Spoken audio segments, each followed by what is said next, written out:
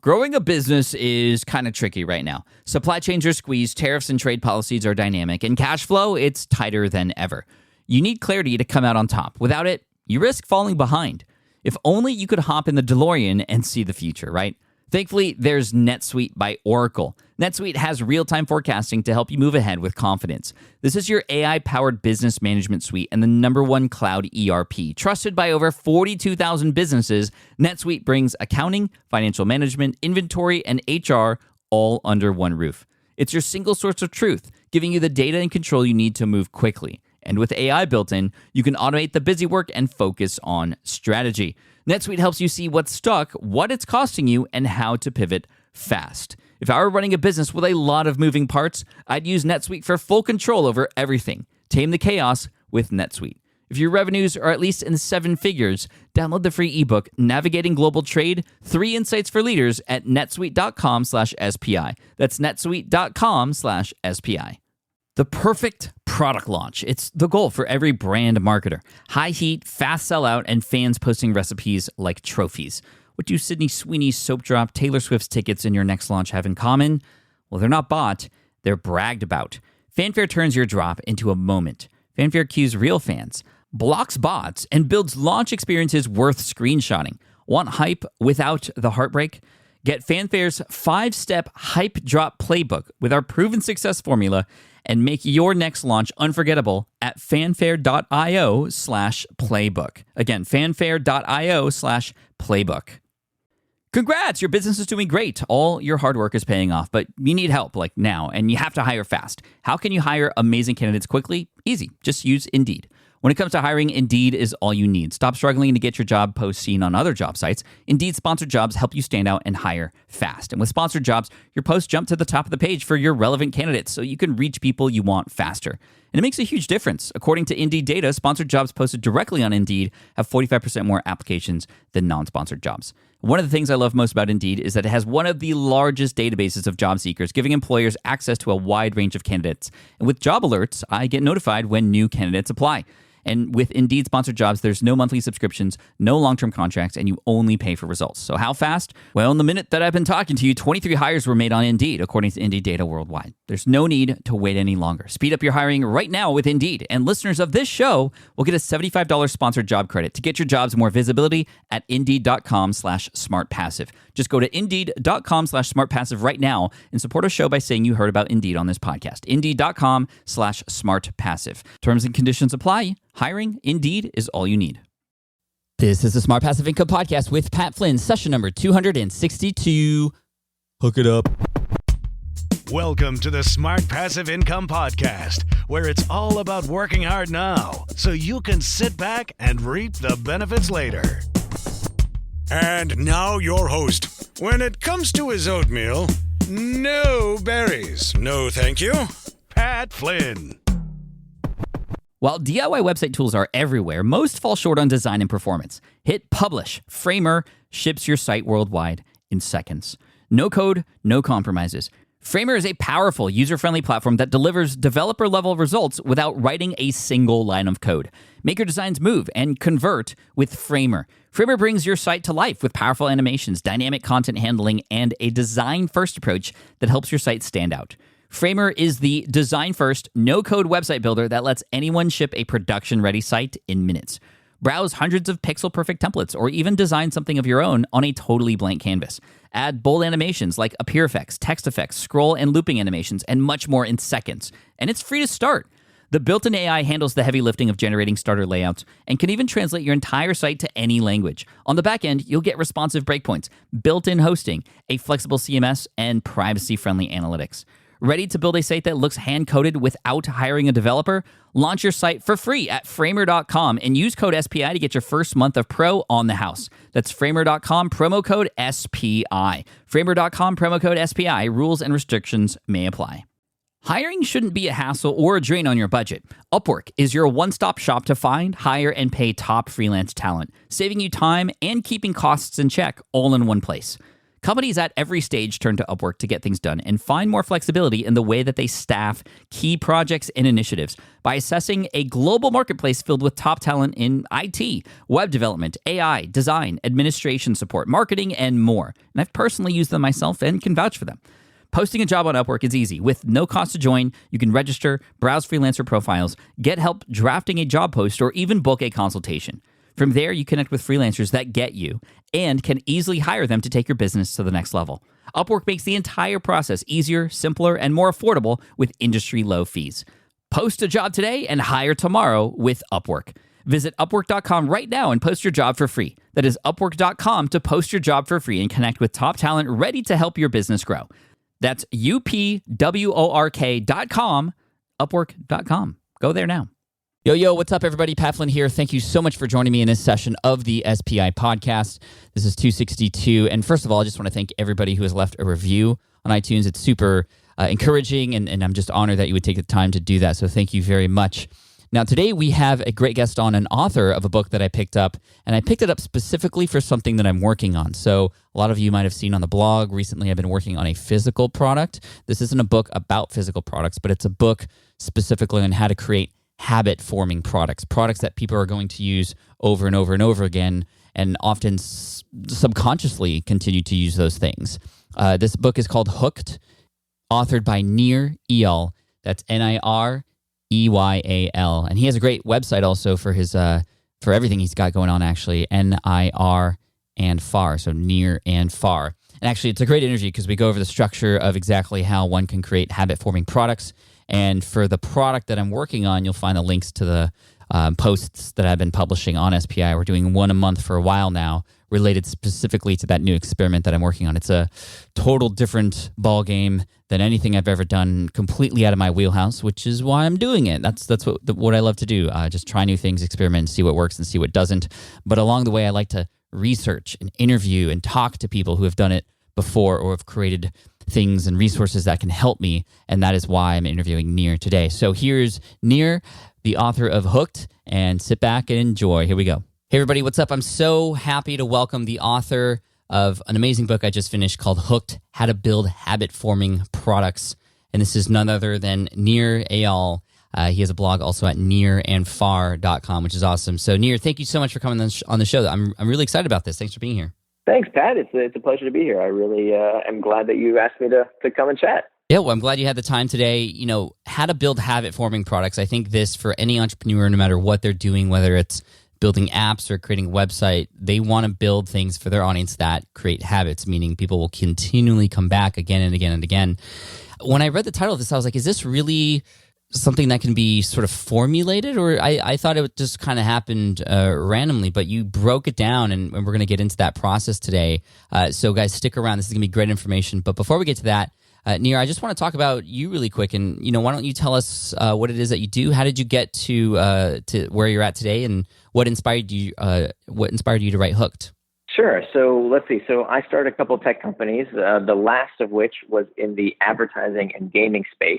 And those are two industries that I can now admit to you are really dependent on mind control, right? On changing people's behaviors. And, the advertisers don't spend those billions of dollars for their health. And game companies, what other industry knows how to manipulate user behavior better than the gaming industry?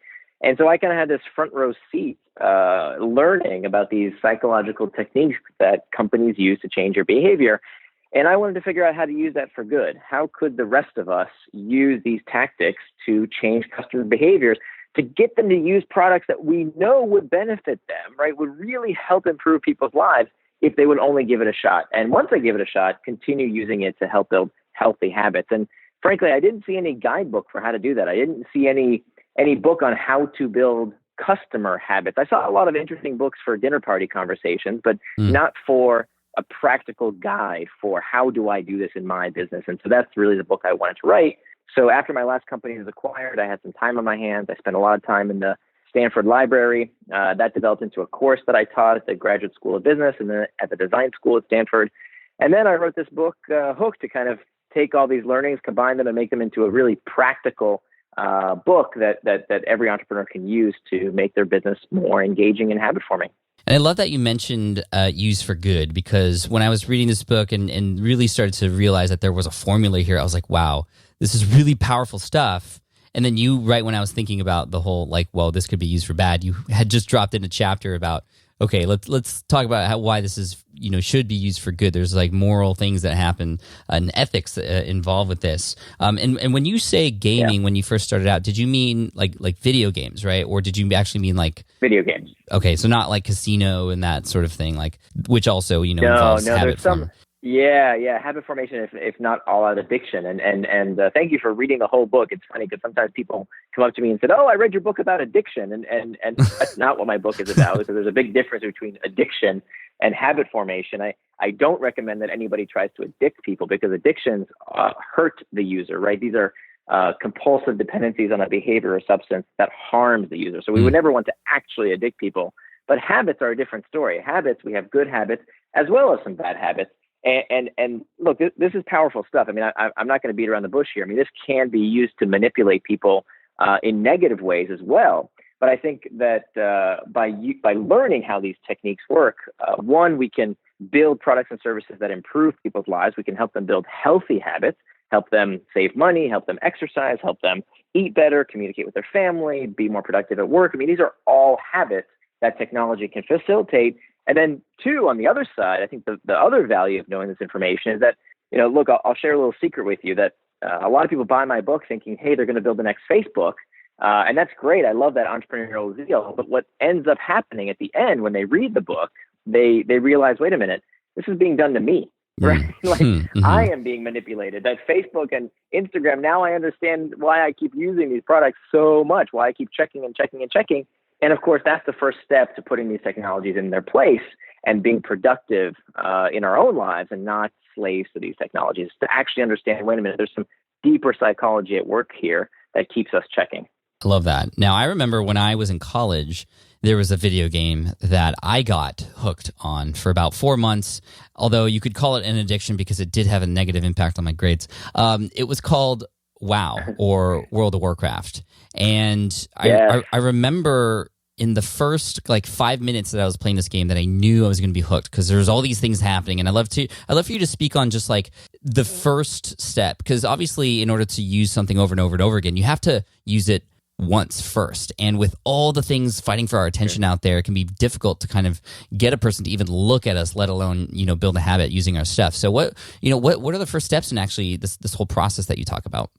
Right. Well, the first step is understanding whether you even need to form a habit in the first place. Because look, there's lots of companies out there that don't need to form a customer habit. If a customer uses your product once and that's it, then you don't necessarily need to form a habit. Now, the question then is, of course, can you use a habit? Can you build a habit around your product or service, even if it isn't used as frequently as maybe a Facebook or a World of Warcraft or whatever else you might, insert there? So that's the first question. I figure out, is the core product a habit, or do you need to bolt on a habit? So the best, of course, is if you can make the product itself a habit. And so that's why in the book I profiled companies like Facebook and Twitter and Instagram and Slack and Snapchat, and even in the enterprise space, companies like Salesforce. All of these companies, the product itself is habit forming. And I teach this 4-step model of how to make sure that your product has this habit forming process built into it that I call the hook. And so it's kind of a diagnostic tool. The first step should be, if your business model requires a habit, do you have these 4 fundamental steps of a hook built in? And if you don't, you need to make sure you get those built in. Now, if your product is not used frequently, for example, I was in Las Vegas recently at a convention of real estate agents, and I was about to get up on stage and give my talk to about 700 real estate agents. And the woman who hired me introduced me and said, now we're going to hear from an expert on how to build consumer habits, and he is going to teach us how to make home buying and selling into a habit. And I said, first thing I said when I came on stage, I'm like, let's be very clear here. You are never going to make home buying and selling into a habit. That is the antithesis of a habit. It's not a behavior done with little or no conscious thought, and it doesn't occur anywhere near as frequently as you would need for a habit to take hold. Buying a house, as some people do every 5 to 10 years, not every day. So it's never going to become a habit.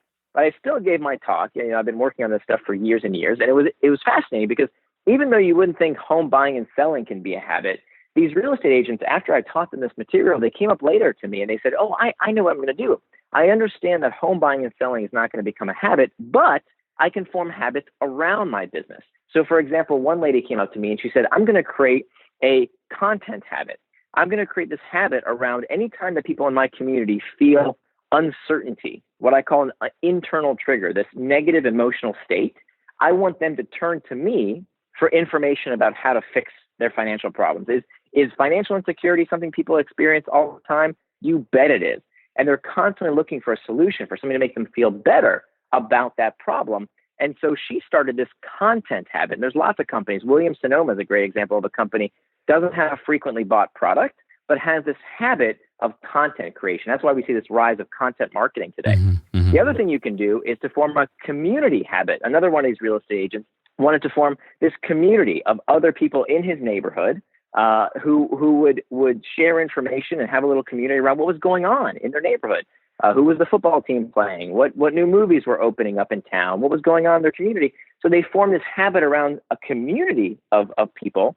And then, of course, the result of this community or content habit would be that when it was time to buy or sell a home, guess who the customer would come to? Of course, they would come to these real estate agents. There's another company that does this really, really well, the community habit, Hallmark. Hallmark has this keepsake ornament club. I mean, if you think about a product that's not bought frequently, can't think of a better product than Christmas ornaments. And yet there are over 100,000 people in America subscribed to this keepsake ornament club because they have this community habit. It's not about the product they're buying. It's about this need to be understood and understand other human beings. It's this core fundamental human need to associate with other people. The byproduct of that habit is that they buy these what's on sale. They buy from Hallmark these Christmas ornaments. So it's not that your product itself has to be habit forming. You can still attach these habits around your product so that the result of engagement is monetization. I mean, that's what I'd love people to post somewhere in their office, that monetization is a result of engagement, not the other way around. Love it.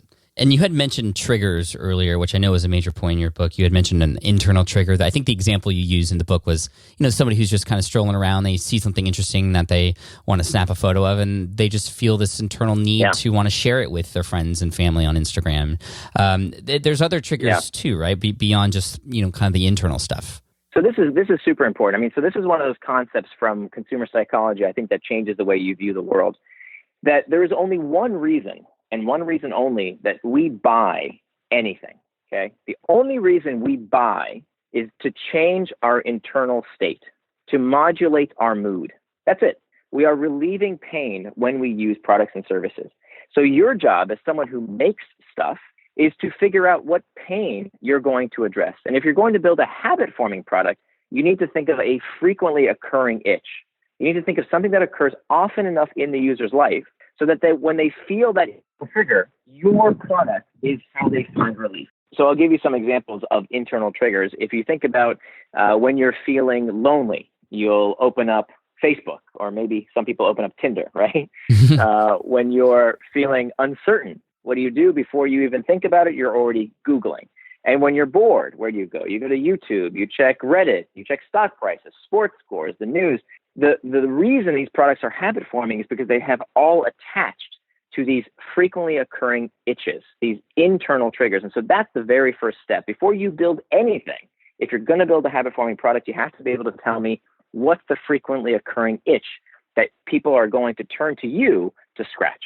I see it. Now, are there triggers that can happen from the outside, for example, just from a company point of view, like I can continually remind people to begin using a product again, and thus they will go through the cycle and actually start using it and hopefully kind of get the wheels going again?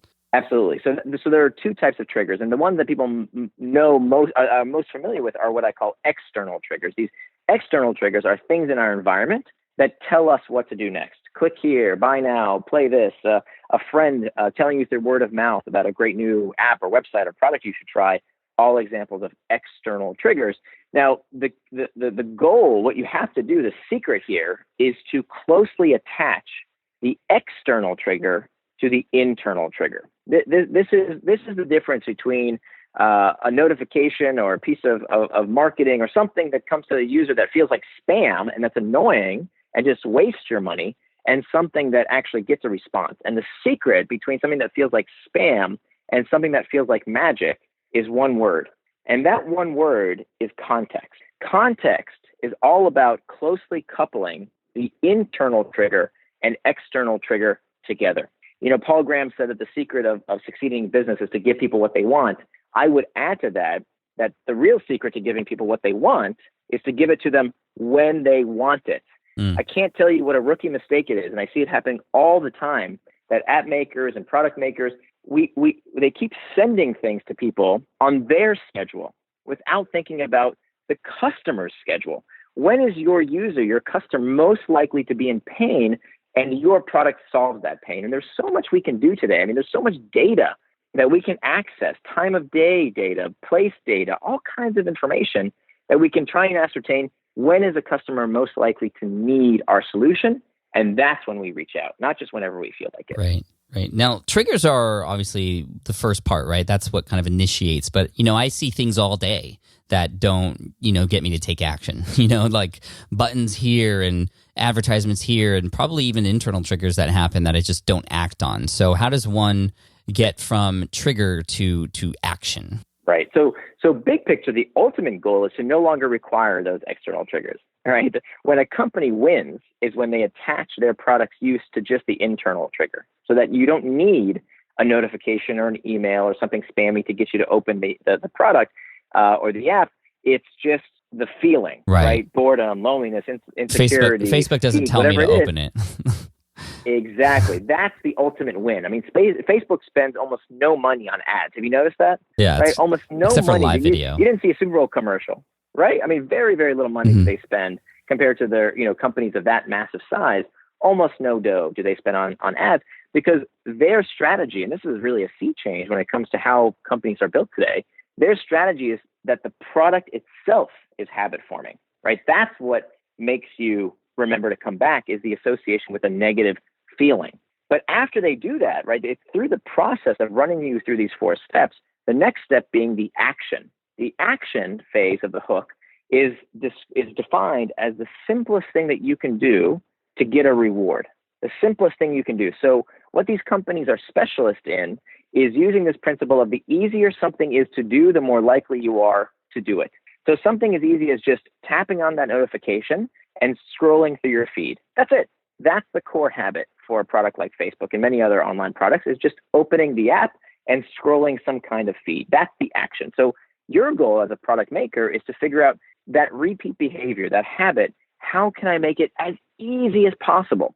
That the mistake I see a lot of folks make is that they think they should motivate their users, that if people just knew how great the product was, if I just sold at them, if I just showed them more videos and explanations and testimonials, then they'll use.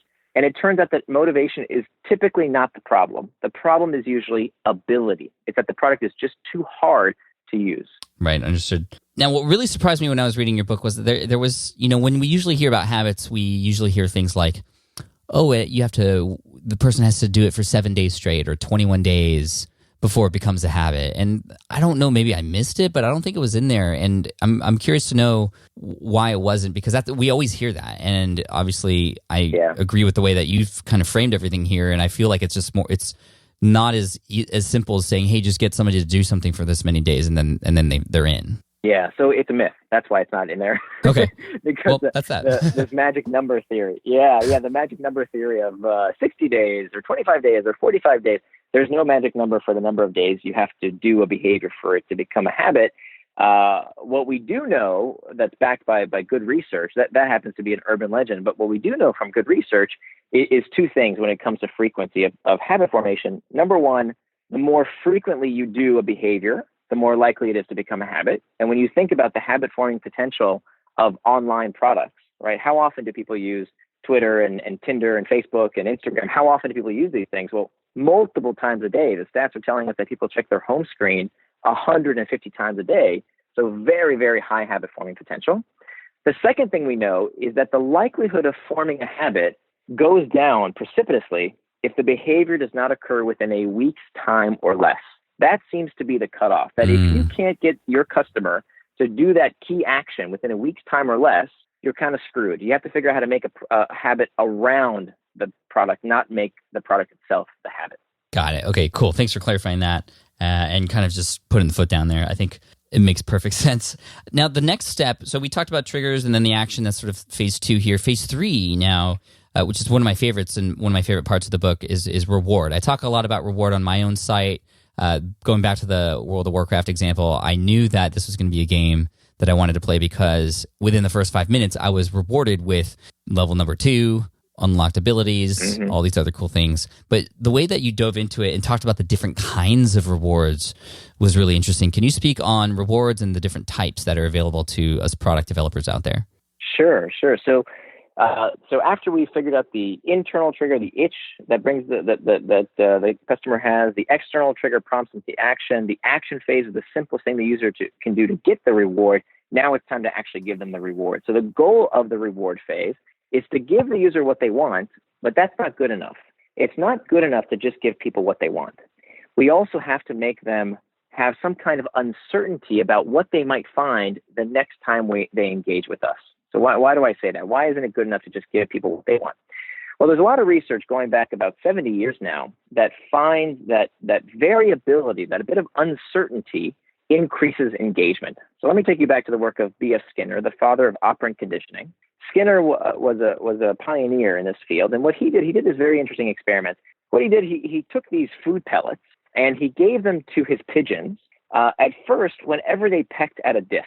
So a pigeon would peck at the disc, he would give them a little food pellet, a little reward. And what Skinner could do very quickly, he found that he could condition the behavior of his pigeons, right? Whenever the pigeon was hungry, they would peck at the disc, get the reward, boom. He trained them how to get the food pellet. Mm-hmm. But then something interesting happened. Skinner started to use variability. So sometimes the pigeon would peck at the disc and nothing would come out. The next time the pigeon would peck at the disc, they would receive a reward. And it turns out that the rate of response, the number of times these pigeons pecked at the disc, increased when the reward was given on a variable schedule of reinforcement. And of course, we see this variability all over the place, right? We see it in all sorts of products and services. If you think about what makes a sports game, a match worth watching, it's the variability, right? Nobody wants to know the score of a game after they've watched it. They haven't got a chance to see it on TiVo or whatever. You don't want to know the score, right? You want the surprise. What makes movies interesting, right? You don't want somebody to tell you how the ending works out, because then it takes away the variability. The news, right? Nobody wants to read yesterday's news because it's not new anymore. Mm-hmm. And of course, if you think about gambling, right? The slot machine mechanic of pulling on a slot machine, and then you've got this variability of are you going to win the jackpot, is all about what we call intermittent reinforcement. And of course, online, we see it in spades. Every time you scroll through your news feed or check a photo on Snapchat or whatever, all that is variable. Email is another great example, right? I think email is probably the mother of habit-forming technology. It's all about uncertainty. It's all about variability. We're in those Skinner boxes, opening these messages, and sometimes it's junk, sometimes it's super interesting, sometimes it's actually super important. And that variability keeps us checking and checking and checking. Now, is there a way for a person, maybe somebody who's listening on the other end right now, who is in the ideation phase and are creating products and whatnot, is there a way to determine what the best kind of reward would be? Or how does a reward come into the product world? Like, is it, I feel like people might want to try and force a reward because they're hearing this and it makes sense. But the reward should obviously align with the motivations and whatnot. So I'm just trying to figure out how to best place a reward into this whole process without just kind of having it be an afterthought. Exactly. You don't want to do what you don't want to just put points and badges and leaderboards and make it look like a game and expect it to work. A lot of times that doesn't work, and the reason it doesn't work is because it fundamentally has to scratch the user's itch. Mm-hmm. Right? That fundamentally this reward has to give people what they want. So there has to be a connection between the internal trigger that we talked about earlier and the reward. If the internal trigger is loneliness, well, then the reward has to connect people together. If the internal trigger is boredom, well, then the reward has to entertain. So fundamentally, you have to figure out what that itch is in order for the reward to be effective. And then by crafting that reward, there's actually 3 types of variable rewards. Rewards of the tribe, rewards of the hunt, and rewards of the self. So rewards of the tribe are all about these social rewards, competition, cooperation, empathetic joy, feeling good because someone else feels good. All of these things are rewards of the tribe. Rewards of the hunt are all about the search for information or material rewards. The search for, if you think about slot machines, what makes slot machines habit forming, if not all addictive, is of course this hunt for money. Or online, when you think about a news junkie, right? Why are we hooked to watching the news every day? It's because of variability of the information we might learn. And then rewards of the self. So rewards of the self are about mastery, completion, competency, finishing the to-dos in your to-do list, checking the unread messages in your inbox, all of this. And of course, your example earlier, World of Warcraft, getting to the next level, the next achievement, all examples of these variable rewards of the self. Love it. Thank you for that. Okay, so let's hone in on the final sort of stage here in the cycle, which is investment. This one I really liked because it sort of builds on itself and it becomes sort of the snowball effect where once you're in, you can't get out. And I feel like a good example of this, and I'll let you talk more about what this means and how to define it and find it. But a good example for me is Dropbox. So I pay monthly for Dropbox, right? Everybody listening, you all know what Dropbox is for storage and file transfers and whatnot. I have gigabytes and gigabytes of files on there.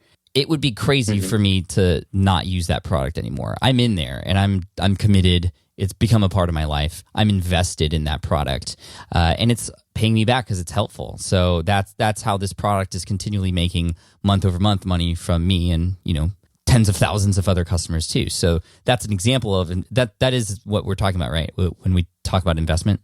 Exactly. It's a great example. I mean, investment is super important in the product. And when we talk about investing in a product, we're not talking about money. Money is a form of investment, but in this day and age, it's actually not the most important form.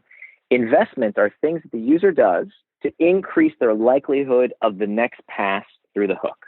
Okay, something the user does to increase the likelihood of the next pass through the hook. And investments do this in two ways. The first way is by storing value. And storing value is a really big deal. When you think about the future of how products will be made, how billion-dollar businesses are being made today and will be made in the future, it's all about stored value. And the reason stored value is so important is that for the first time in history, the customer is making the product with the manufacturer. That's brand new, right? It used to be when a Model T rolled off the line, it was done. There was only, that was it. But today, if you think about it, that's not the way that Facebook is made.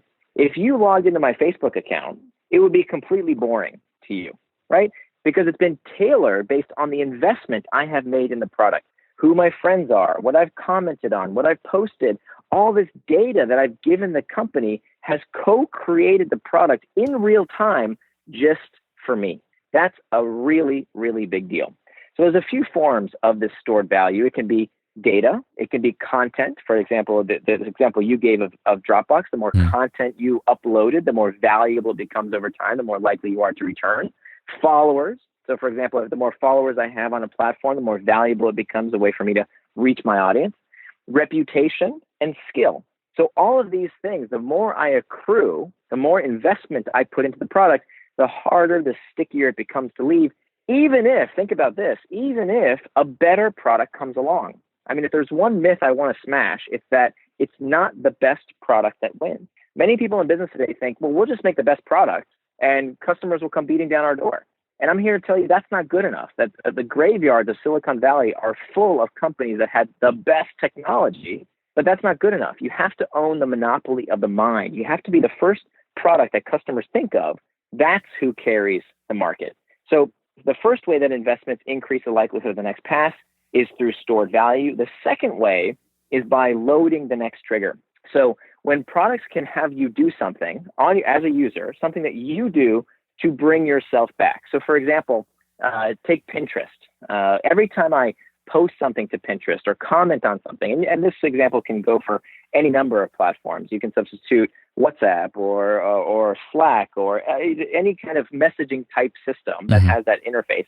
I will get a message in the future that says, hey, guess what? Somebody interacted with something you did previously. That notification, that message is an example of an external trigger, which we talked about earlier, that brings me through the hook once again. And now I'm going back through the trigger, action, reward, investment cycle all over again. And it's through successive cycles through those 4 steps. That's how the association with the internal trigger is formed. Love it. I love it. Before we finish up here, and again, thank you so much for your time, everybody. Make sure you check out Hooked. I'll have a link in the show notes for everybody, of course, and also to Nir's blog. The last thing I want to talk about is discovering these sort of habit-forming opportunities. I think, if we keep our eyes and ears open, they are out there. But do you have any tips for people who are running their businesses now who may have opportunities right in front of them, but they're just not seeing it? How do you discover these habit-forming opportunities? Yeah, the best thing you can do is to look for behaviors that are already occurring. So what I love to hear is when an entrepreneur, so I do quite a bit of angel investing myself. I look for only companies that have these habit-forming properties. And I always love it when an entrepreneur comes to me and says, look, we're just going to take this habit over here that's currently occurring offline, and we're going to bring it online. I mean, that's one of the best things you can do is to say, look, people already have this habit. Right now, they're doing it with Scotch tape and bubble gum, and they're stitching together a bunch of Excel docs to make this product work. Now we're just going to take that existing behavior and move it online. And I think what we're going to see in the next few years is entrepreneurs, not just in Silicon Valley anymore. I mean, Silicon Valley is now the entire United States. People all over the country are recognizing these opportunities to use technology in every business. I mean, what business today is not a technology company? Right. And what they're doing is looking for these opportunities where they can move offline habits online. So what you need to do is to look for frequently occurring habits that are offline and figure out ways to bring them online as well. Or take existing parts of your business and bolt on these habit-forming elements like content and community that we discussed earlier. Is this only an online thing? Can habits be formed in the similar fashion for brick and mortar or sort of offline products? They certainly can. There's lots of products that are habit-forming that are not online. I mean, if you think about our habits with television, right? Like people feel very compelled. The first thing they do when they come home is plop on the couch and turn on the TV and watch a football game or something. So they definitely have all kinds of habits, both online and offline. But I'm most excited about these online habits because the winners of the past century, the big companies, are all being disrupted today by little guys, by little entrepreneurs who see the opportunity that online provides. I mean, the missing link for many offline companies is that they don't have the investment phase, right? If you think about the newspaper business, why is their newspaper business disrupted? Well, because there's no way to make the product better with use. Well, here comes Facebook, and based on how you participate with the news, what you like, what you watch, what you comment on, the product gets better and better and better with use. Not to mention that it's free. It's easy. So when you think about the action phase, it's easier to get what I want than ever before. So that's where you see these upstarts using the 4 steps of the hook to disrupt old industries. And I think we're going to continue to see that in the decades to come. And the billion-dollar opportunities are out there. They're going to be made by people who are listening to me right now. That's awesome. The one story I loved at the end of your book, which relates to a product that many people in the audience are familiar with, which is Buffer.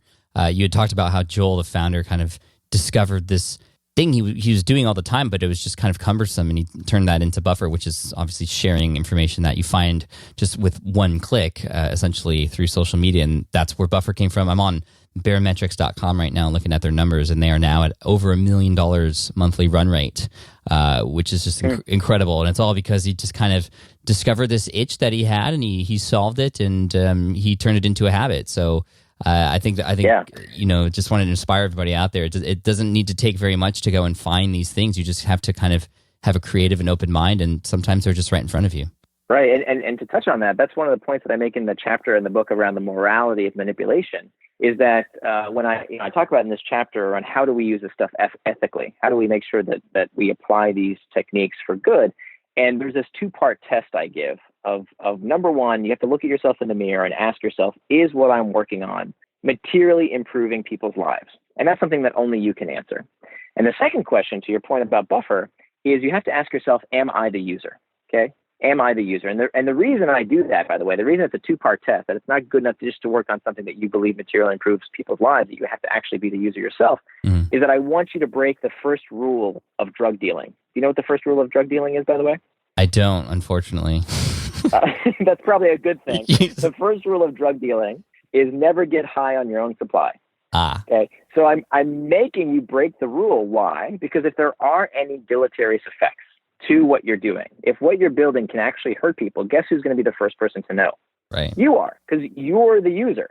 So not only does that put you in a good ethical position, You're building something that materially improves people's lives, and you're the user. It also puts you in an amazing business position, right? So you're covering the ethics side of this is covered, but also it's a huge competitive advantage, because the hardest part of building a successful company is knowing what your customer really wants.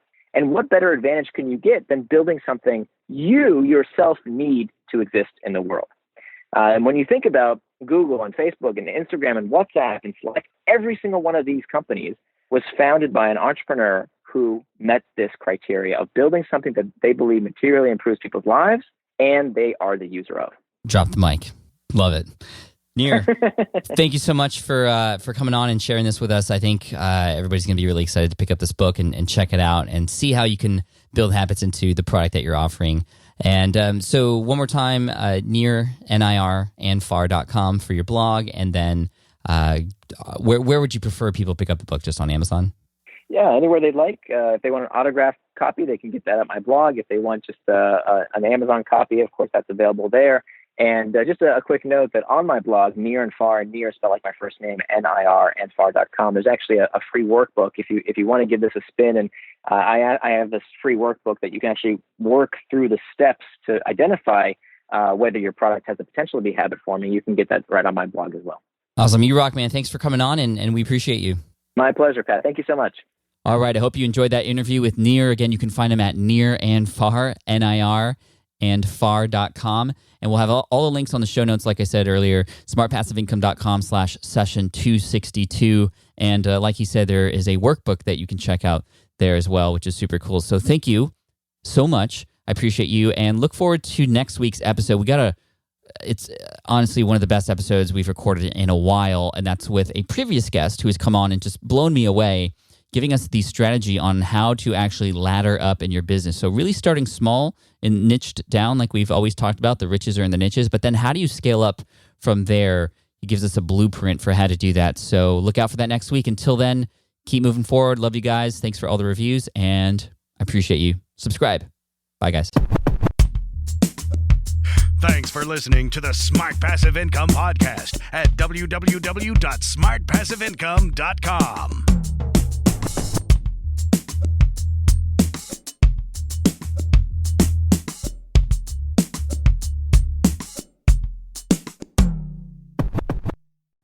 I get it. You want to grow your business, but selling at scale feels overwhelming. You're drowning in complicated funnels, creating different lead magnets, or constantly posting on social media. And that gets exhausting fast, especially when you're trying to sell to hundreds or thousands of people. But what if you could sell at scale with a simple, powerful quiz?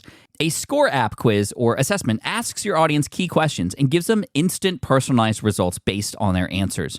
Your audience gets to know where they are now and shows them the steps they need to hit their goals. You can set up a quiz in minutes using Score App's templates and have a powerful lead magnet that'll do the selling for you.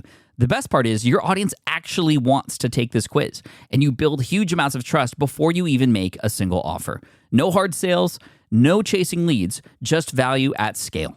Get 50% off the first 3 months using the discount code SPI. Just head to scoreapp.com/SPI. Again, that's scoreapp.com/SPI.